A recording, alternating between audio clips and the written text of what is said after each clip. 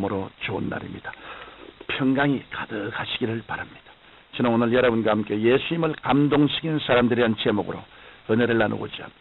본문 말씀은 마태복음 8장 5절로 13절입니다. 백부장이 대답하여 가로되 주여 내 집에 들어오심을 나는 감당치 못하겠사오니 다만 말씀으로만 하옵소서. 그러면 내 하인이 낫게 삼나이다. 인간이 하나님을 감동시킬 수 있다면 그보다 더 위대한 일이 어디 있겠습니까?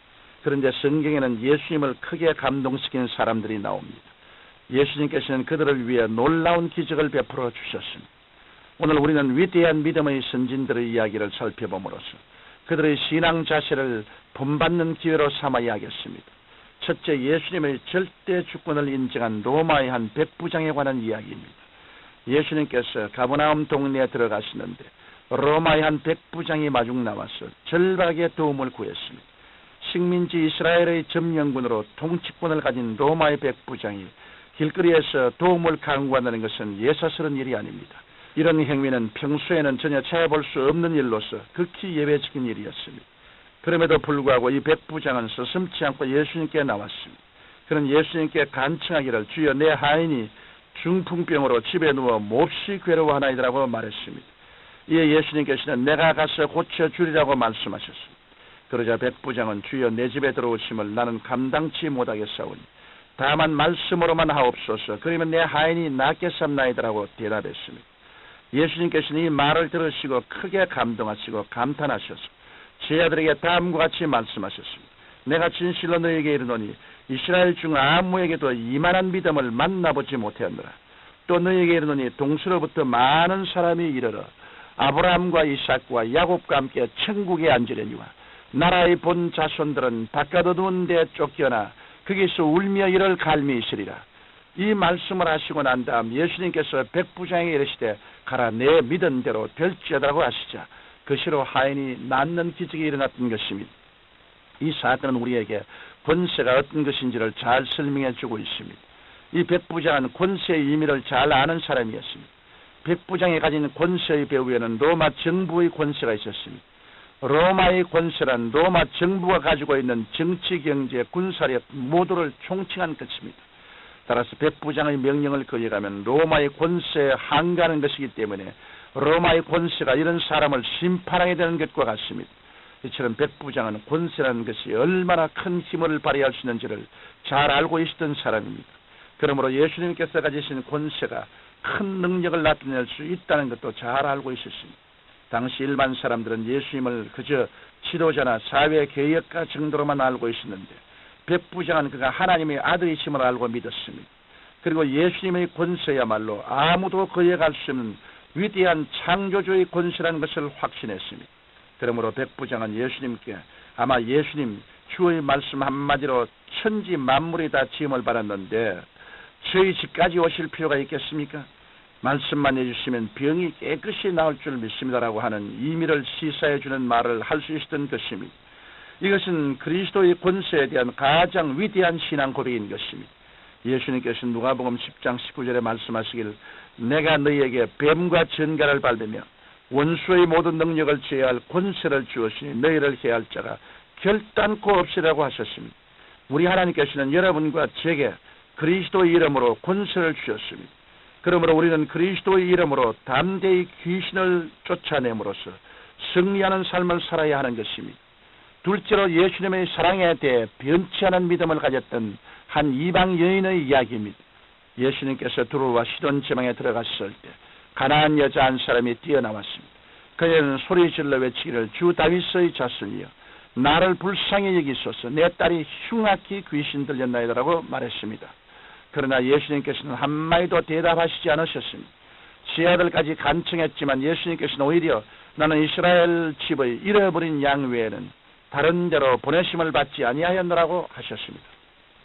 그러자 이 여인은 예수님께 절하며 다시 간절하게 주여 저를 도우소서라고 간청했습니다. 그러나 예수님은 아주 냉정하게 자녀의 떡을 취하여 개들에게 던짐이 마땅치 아니하니라고 말씀하셨습니다. 그러나 이렇듯 모욕적인 말을 들었음에도 불구하고 이 여인의 믿음은 조금도 물러서지 않았습니다. 그녀는 입을 열어 말하기를 주여 올소이다마는 개들도 제 주인의 상에서 떨어지는 부스러기를 먹나이다라고 말했던 것입니다.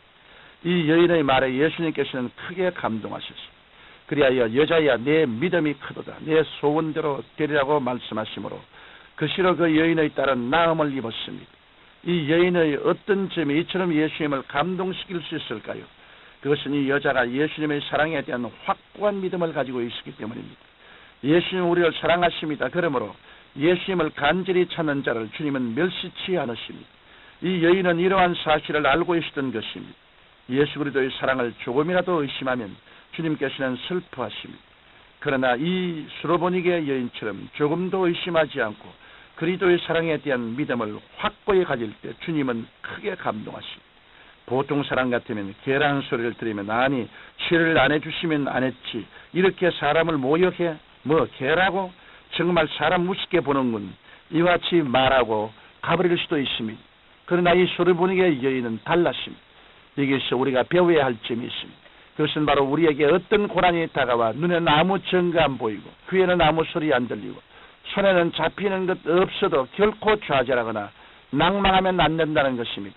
이럴 때일수록 우리 자신을 향해 창조적인 믿음의 고백을 해야 하는 것입니다. 이 칠흑 같은 어둠 속에서도 우리 주님은 절대로 나를 버리지 아니하시고 사랑하신다. 살든지 죽든지 흥하든지 망하든지 승하든지 쇠하든지 나는 예수님의 사랑을 의심치 않는다. 주의 사랑을 나는 믿고 따른다. 이렇게 고백한다면 주님은 뭐라고 하시겠습니까? 내 믿음이 크도다. 내 믿음대로 될지어다라고 말씀하실 것입니다. 그러므로 예수님은 우리의 믿음을 보기 원하십니다. 속에 숨어있는 믿음은 가능성을 가진 잠재적인 믿음은 될지언정 살아 역사하는 믿음은 될 수 없습니다. 수로보니게 여인처럼 우리도 주님 앞에서 담대히 믿음의 고백을 할 수 있어야 합니다.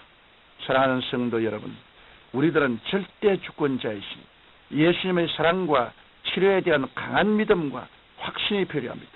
그리하여 우리는 어제나 오늘이나 변치 않고 동일하게 역사하시는 예수님을 우리의 삶 속에서 매일 체험해야 합니다. 그러기 위해서는 우리 마음속의 불신앙과 무지와 실천이 없는 신앙을 내어 쫓고 믿음으로 나가야 합니다. 이렇게 할 때 우리 예수님께서는 우리의 영혼이 잘됨같이 범사에 잘되며 생명을 얻되 넘치게 얻는 큰 복을 우리에게 베풀어 주실 것입니다. 전능하시고 거룩하신 우리 아버지 하나님, 우리는 주님의 그 위대하신 주권과 권세를 깨닫고 믿고 시인하게 도와주시옵소서. 주님은 천지와 만물을 지으신 창조시여 절대 주권을 가지신 참 하나님이 참 사람이 되었다는 것을 알고 그 주권과 권세를 확실히 이해하는 우리들이 되게 도와주시옵소서.